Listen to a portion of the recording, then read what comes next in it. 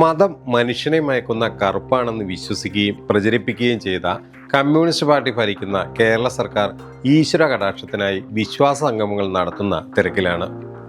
മതനിരപേക്ഷ ഗവൺമെന്റിന്റെ വക്താക്കൾ എന്നഭിമാനിക്കുന്ന ഒരു ജനാധിപത്യ ഭരണകൂടം ഭൂരിപക്ഷ ന്യൂനപക്ഷ മതവിഭാഗങ്ങളെ പ്രീതിപ്പെടുത്താൻ സർക്കാർ വിലാസം മേളകൾ നടത്തുകയാണ്.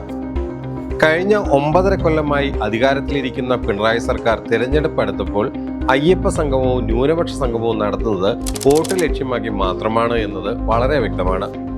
ഈ മാസം 20-ന് പമ്പയിൽ തിരുവിതാംകൂർ ദേവസ്വം ബോർഡ് സംഘടിപ്പിക്കുന്ന ആഗോള അയ്യപ്പ സംഗമം സംഘടിപ്പിക്കുന്നത് തടയാനാകില്ലെന്ന ഹൈക്കോടതി വിധി സർക്കാരിന് ആശ്വാസമാണ്. ശബരിമലയുടെ ദീർഘകാല വികസനം ലക്ഷ്യമിട്ടാണ് സംഗമം നടത്തുന്നതെന്ന് ദേവസ്വം ബോർഡ് പറയുന്നുണ്ടെങ്കിലും നഷ്ടപ്പെട്ട ഭൂരിപക്ഷ വോട്ടുകൾ തിരിച്ചുപിടിക്കുക എന്നത് മാത്രമാണ് ഇവിടെ ലക്ഷ്യം. NSS, SNDP അടക്കമുള്ള സമുദായ സംഘടനകൾ ഈ സംഗമത്തിന് പിന്തുണ പ്രഖ്യാപിച്ചതും CPM-ന്റെ ആത്മവിശ്വാസം വർദ്ധിപ്പിച്ചിട്ടുണ്ട്. അയ്യപ്പ സംഗമത്തിന് പിന്നാലെ ന്യൂനപക്ഷ സംഗമവും സംഘടിപ്പിക്കുവാൻ സർക്കാർ ആലോചിക്കുന്നു. ന്യൂനപക്ഷ വകുപ്പാണ് ഈ സംഗമം സംഘടിപ്പിക്കുക. ശബരിമലയിലെ യുവതീ പ്രവേശനം അനുവദിക്കാമെന്ന 2018-ലെ സുപ്രീം കോടതി വിധിയെ സർക്കാർ പിന്തുണയ്ക്കുകയും അതിനെതിരെ നടന്ന പ്രതിഷേധങ്ങളെ അടിച്ചമർത്തുകയും ചെയ്തിരുന്നു. സ്ത്രീകളുടെ പിന്തുണ പോലും യുവതീ പ്രവേശനത്തിന് ലഭിക്കാതെ വരികയും 2019-ലെ ലോക്സഭാ തെരഞ്ഞെടുപ്പിൽ LDF സമ്പൂർണ്ണമായി തോറ്റു തുന്നം പാടുകയും ചെയ്തു. അതിനുശേഷം പാർട്ടി നേതാക്കൾ വീടാന്തരം കയറിയിറങ്ങി മാപ്പ് പറഞ്ഞതാണ് ചരിത്രം. വലിയ തോതിൽ ഹിന്ദു വോട്ടുകൾ BJP-യിലേക്ക് ചോർന്നുവെന്നാണ് പാർട്ടിയുടെ കണ്ടെത്തൽ. 2024-ലെ ലോക്സഭാ തെരഞ്ഞെടുപ്പിലും സ്ഥിതി ആവർത്തിച്ചത് CPM-നെ ഞെട്ടിച്ചിരുന്നു. ഈ ഘട്ടത്തിലാണ് വിശ്വാസികളുടെ വോട്ട് തിരിച്ചുപിടിക്കുവാൻ ആഗോള അയ്യപ്പ സംഗമം നടത്താൻ സർക്കാരും പാർട്ടിയും തീരുമാനിച്ചത്. വിഷൻ 2031-ന്റെ ഭാഗമായി ഫോർട്ട് കൊച്ചിയിലോ കോഴിക്കോടോ ന്യൂനപക്ഷ ക്ഷേമവുമായി ബന്ധപ്പെട്ട സെമിനാർ എന്ന പേരിലാണ് ന്യൂനപക്ഷ സംഗമം സംഘടിപ്പിക്കുന്നത്.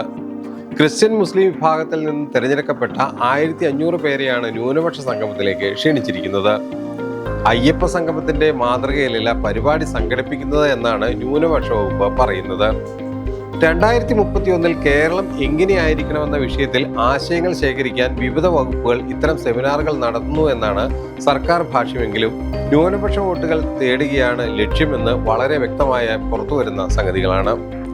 പാർട്ടി അംഗങ്ങൾ ക്ഷേത്രത്തിലും പള്ളിയിലും പോകുന്നത് മഹാ അപരാധമായി കണ്ടിരുന്ന പാർട്ടിയാണിപ്പോൾ വിശ്വാസികളെ കൂടെ കൂട്ടാൻ വിശ്വാസ സംഗമങ്ങൾ നടത്തുന്നത് എന്ന വിരോധാഭാസം വലിയ തോതിൽ ചിന്തിപ്പിക്കുന്നതാണ്.